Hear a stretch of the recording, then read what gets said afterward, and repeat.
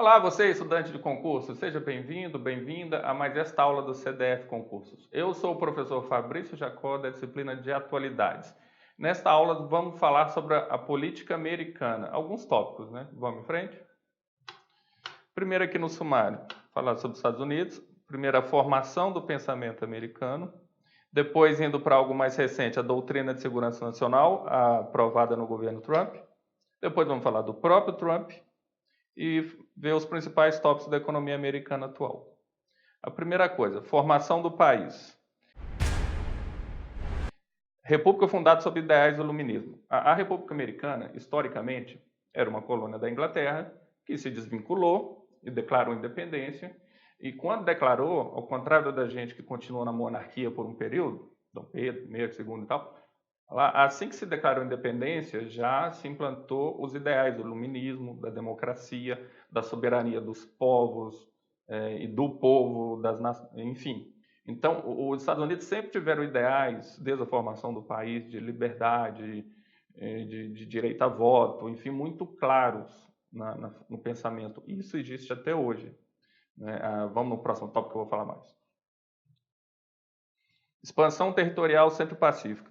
Ao contrário do que muita gente fala, o imperialismo americano, que não sei o quê, os Estados Unidos nunca invadiu um território para tomar para ele. Ele já invadiu territórios, ele mexe o exército americano interferindo no mundo. Ok, eles têm um papel de polícia, de xerife do mundo, etc. Mas do ponto de vista de império, de tomar território, os Estados Unidos nunca tomou. A expansão territorial americana foi pacífica. O Alasca, por exemplo, foi comprado, a Pensilvânia foi comprada, então, ou foi através de plebiscito, então toda a expansão deles foi sempre democrática, ou comprada ou por plebiscito do próprio povo. Vamos em frente. Processo eleitoral sempre respeitado. A Constituição americana é a mais antiga do mundo, ainda em vigor. Ela é de 1797, ou seja, desde a fundação do país. Sempre foi respeitada. As eleições americanas sempre ocorreram dentro da normalidade.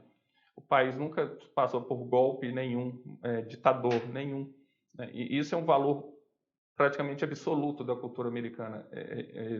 Essa cultura, né, de respeitar a liberdade, a democracia, as leis, isso é muito forte no país. Isso não muda. Em frente. Como eu falei, a Constituição é desde 1787. Vamos seguindo aqui. Diretrizes recentes. Doutrina de Segurança Nacional anunciada em dezembro de 2017, pelo governo Trump.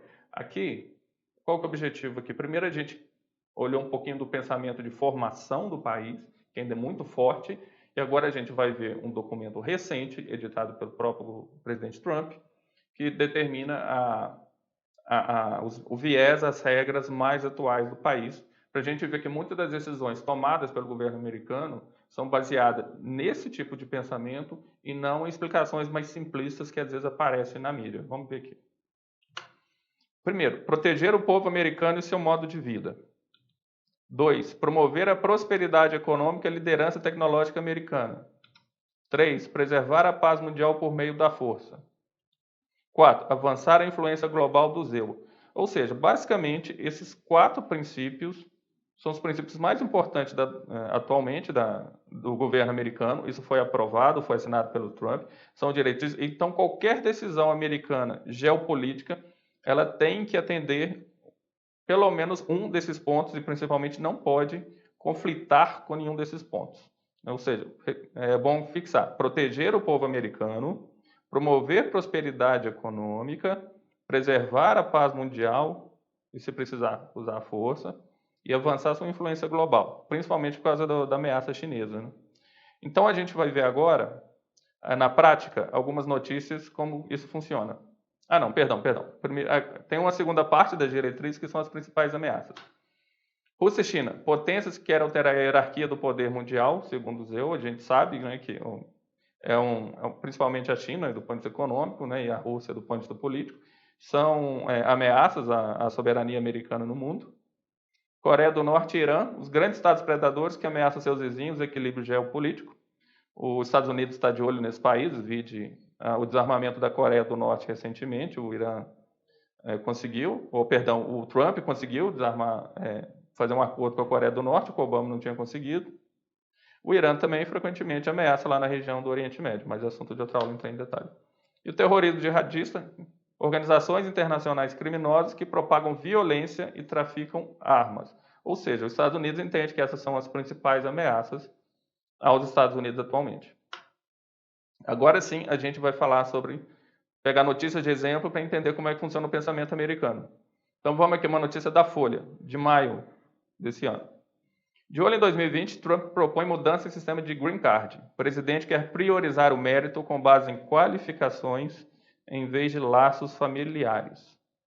Aqui são só trechos da notícia. A notícia inteira você encontra no material que acompanha esse vídeo. Mas aqui um trecho do que o Trump falou. Nós estamos propondo um plano de imigração que coloca os empregos, os salários e a segurança dos trabalhadores americanos em primeiro lugar. Outro trecho da mesma notícia, ele criticou a ideia de que pessoas sejam admitidas no EUA porque têm parentes no país e diz que pessoas demais que recebem green cards. E tem um da doutrina de segurança nacional, proteger o povo americano e seu modo de vida. O que é importante ressaltar aqui? Que a decisão do Trump aqui é não diminuir a emissão de green card, e sim diminuir a emissão de green card simplesmente pelo fato das pessoas que querem emigrar para os EUA já tem um parente lá. A pessoa que tem qualificação, ela vai ser aceita. Então, qual que é o objetivo? Contribuir para a economia americana, atraindo mão de obra qualificada. Então, o fato de ter parente lá não quer dizer que a pessoa vai contribuir para a economia, mas o fato dela ser qualificada, sim. Então, o foco aqui é justamente contribuir para a economia americana. Não é uma questão de aversão a imigrantes, xenofobia, etc. Vamos para mais um trecho. A mesma notícia ainda. Nós discriminamos gênios.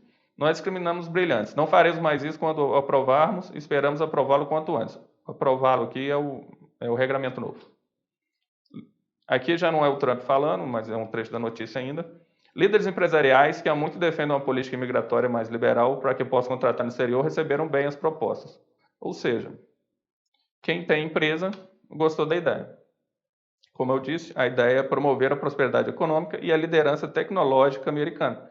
Também tem a questão tecnológica. Você atrai mão de obra qualificada, contribui para o desenvolvimento tecnológico americano. O plano também atraiu preocupações de grupos linha dura que querem restringir a imigração. Ou seja, gente contra a imigração. Aí, entre aspas, nem ao menos defende uma redução modesta na imigração total, mas em vez disso compensa as eventuais reduções com o aumento da imigração baseada em habilidades. É muito preocupante. Isso é o chefe do Center for Immigration Studies. Então, você veja, um aumento da imigração. Isso é xenofobia?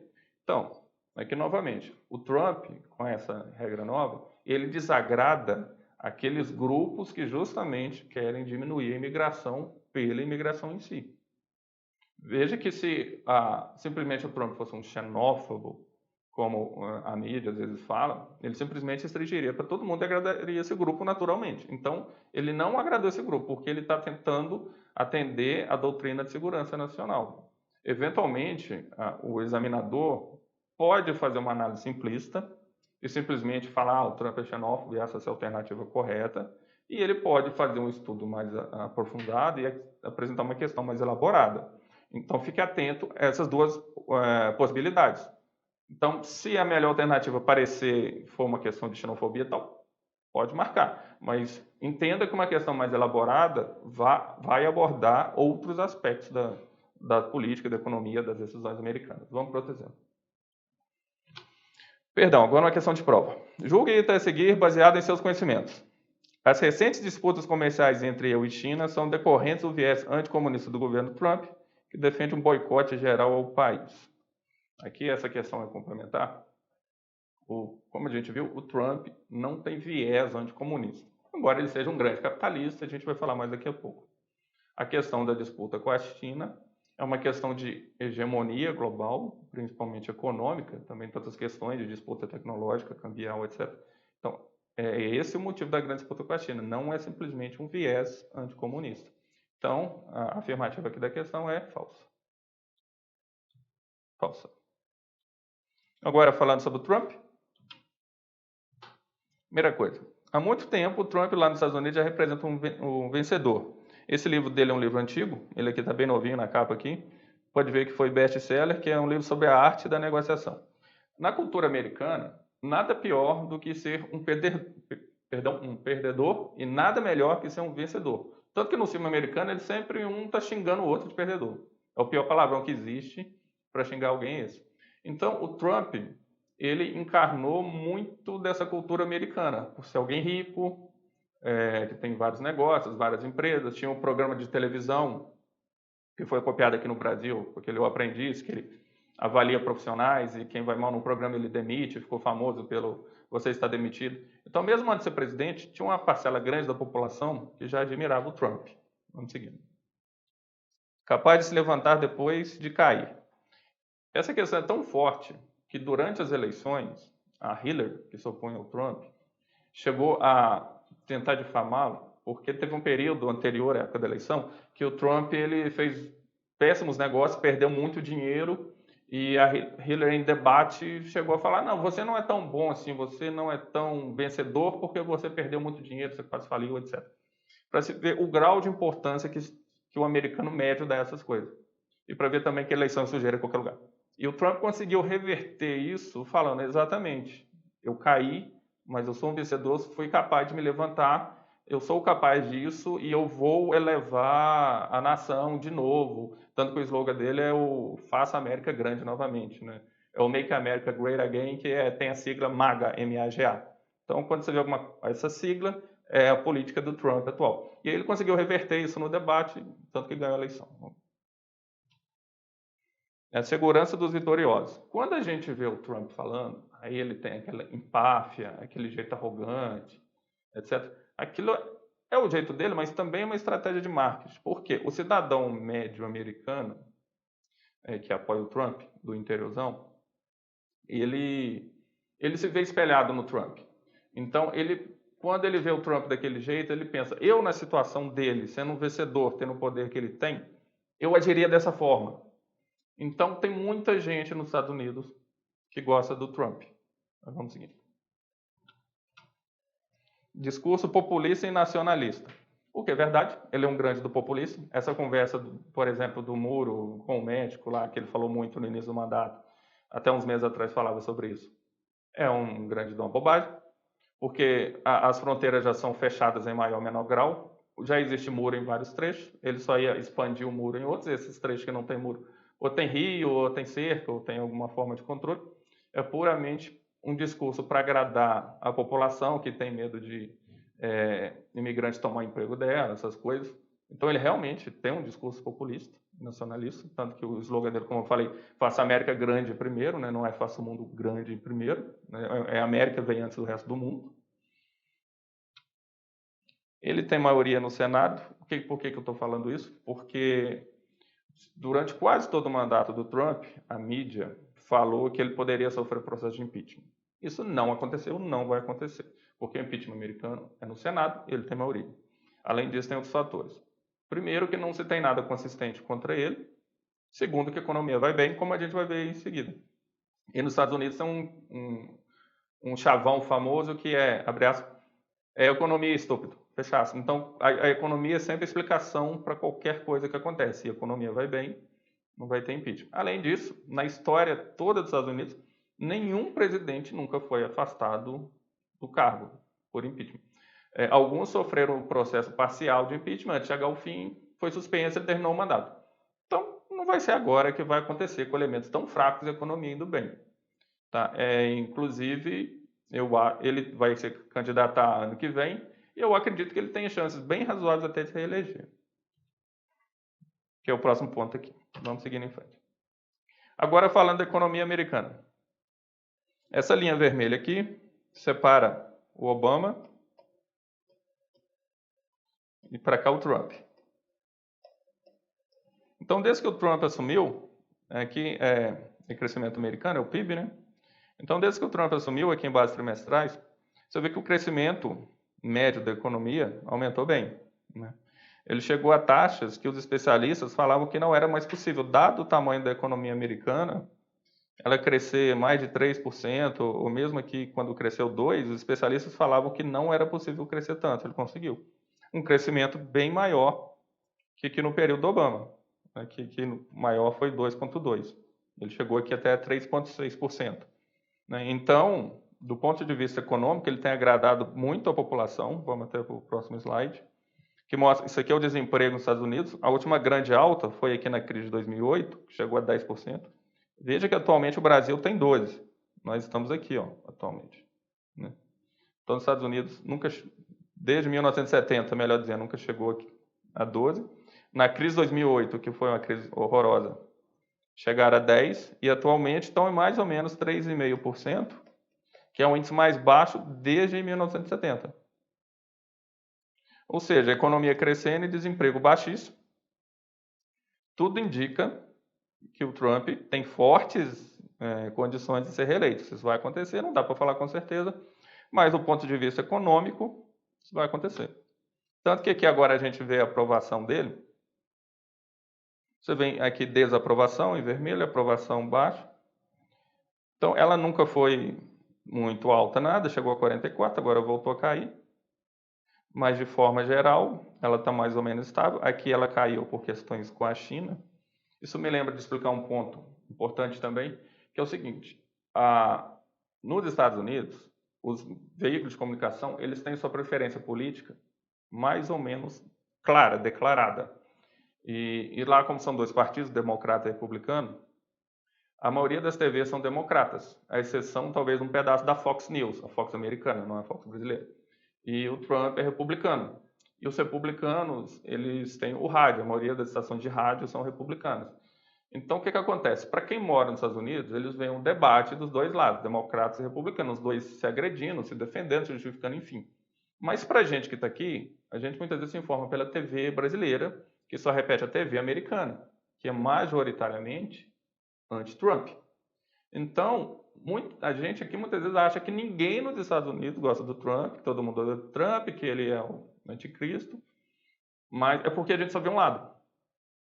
Né? Mas para quem mora lá, tem gente que realmente não gosta dele, não votou, odeia, e tem gente que adora, principalmente o centro, fora das costas americanas, fora da região de praia, o americano do centro do país, da região central, é mais conservador e eles são fã do Trump, é assumido e é normal. Tanto que ele ganhou, como eu falei, ele representa um vencedor. Então não é tanto como pintam o Trump ser um vilão, não sei o quê. Tem lá seus defeitos, mas a economia está indo bem. Então vamos seguindo aqui sobre a questão com a China. Isso aqui é a balança comercial dos Estados Unidos com a China. Vem aqui de 1990 até hoje. O que acontece aqui?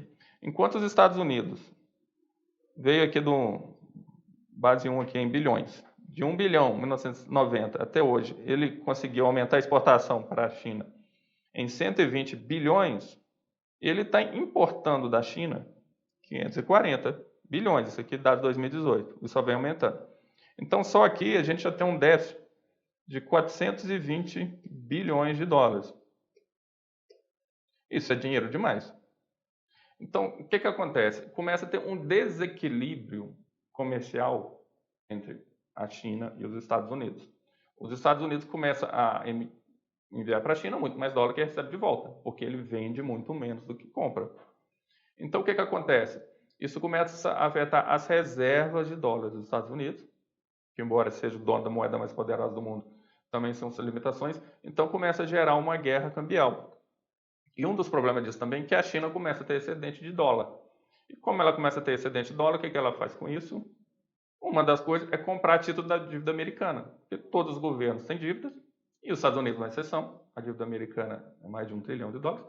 Então, o que acontece? Hoje, a China já é dona de 28% da dívida pública americana. O que começa a gerar preocupação, porque quando um país rival passa a ser credor de grande parte da dívida do outro, ele pode começar a ter poder sobre esse país. Então, além de questões tecnológicas e cambiais, tem essa questão de balança comercial, que é outro motivo para o Trump e os Estados Unidos, né, e a China terem tantas disputas comerciais atualmente. Vamos seguindo. Como eu disse, está aqui, China tem 28% da dívida externa americana. Questão de prova. 2019, Prefeitura de Arujá, São Paulo. Sem alcançar um acordo no Congresso, a administração do Donald Trump enfrenta, a partir desse sábado, 22 de dezembro, sua terceira paralisação parcial, que fechará um quarto do governo federal, colocará 380 mil empregados em férias coletivas e fará outros 420 mil trabalharem sem receber. O Congresso tinha até sábado para passar leis ou aprovar uma medida provisória de interesse do governo. Senadores republicanos e democratas se reuniram desde o meio-dia desta sexta, 21 de dezembro, mas não chegaram nem sequer a iniciar a votação da lei. Folha de São Paulo, dezembro de 2018. Um impasse entre o Congresso e o Donald Trump está relacionado à polêmica proposta presidencial de ataque militar do Zeu tendo a Coreia do Norte como alvo. A gente sabe que isso não aconteceu. O Trump conseguiu um acordo, o que o Obama não tinha conseguido. Falso. Construção de um muro na fronteira entre o Brasil e México. A gente falou aqui, é verdade. Retomada das relações diplomáticas, entre o Brasil e Cuba. A gente sabe que isso não aconteceu. Foi o Obama que começou. O Trump regrediu nesse aspecto, recuou. Boicote às relações comerciais entre o Brasil e China. As economias são muito dependentes de si, é impossível ter um boicote, mas frequentemente tem as disputas, que a gente está vendo aí na mídia. Então, é errado. Retirada das tropas norte-americanas da Síria e do Iraque. Não foi o motivo do impasse, então, como visto, alternativa B. Vamos ficando por aqui com essa aula, espero que você tenha gostado. Lembrando que essa aula é só um resumo, tem muito mais no material digital. Bons estudos e até a próxima.